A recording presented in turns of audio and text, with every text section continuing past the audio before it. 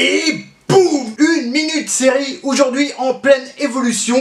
Parce que ça va s'appeler déjà dorénavant la minute série. Et au lieu de parler d'une série, je vais en parler de 5. Toutes différentes, avec un peu d'humour, forcément. Ah, c'est moi, après tout. Vu que le 1 minute série, c'est le programme qui est le moins regardé sur ma chaîne, je vais essayer d'améliorer un peu le concept en parlant déjà de plus de séries et dans un temps limité. C'est parti. Poupée russe, série de 2019. C'est l'histoire d'une femme qui n'arrête pas de mourir et de revivre la même journée. On y retrouve Natasha Lyonne qui était dans American Pie et Orange is the New Black par Jenji Kohan. Là aussi c'est une série de Jenji Kohan d'ailleurs.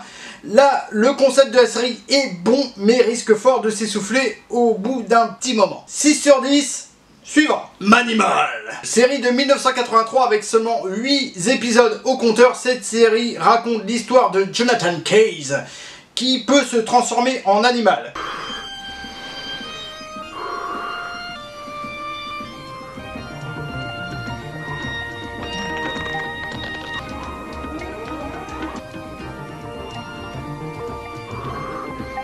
Quand j'étais gosse, j'ai essayé là comme ça et ça marche pas. Et merde. En tout cas, avec ce don, il va essayer d'aider la police. Et bah ça mérite un bon 6 sur 10 là aussi. Suivant. Destin croisé. Série de 1999, diffusée en France en 2002 par là. Quand quelqu'un meurt, un ange vient le chercher pour l'emmener directement au tribunal céleste.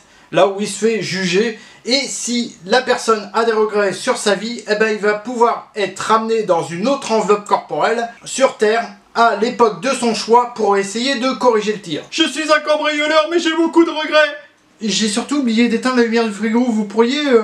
Allez ok, on y va, c'est parti. Et pourra seulement influer sur la personne.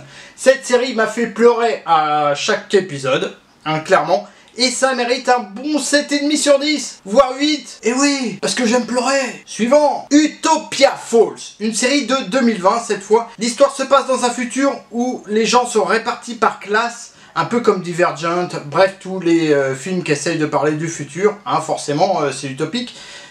Pour accéder à la notoriété et un peu de reconnaissance, il y a un concours, on va dire concours, hein, qui est de danse et de chant. Ça aurait été meilleur si ils réglaient tous leurs conflits avec la danse. Moi je préfère la danse au chant, hein, surtout quand ça parle de série.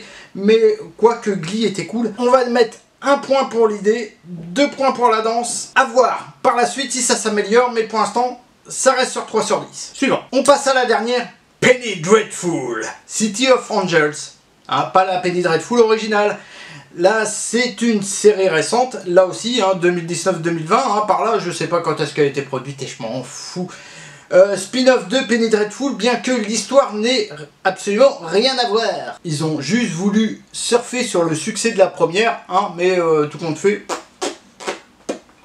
Pourquoi l'appeler comme ça? L'histoire se passe dans les années 30 avec la montée du nazisme, un peu au pouvoir qui essaye d'être bienveillant, mais bon, ça marche pas totalement bien. Entremêlé de rites de sorcellerie mexicain, qui est pas si mal, tout compte fait.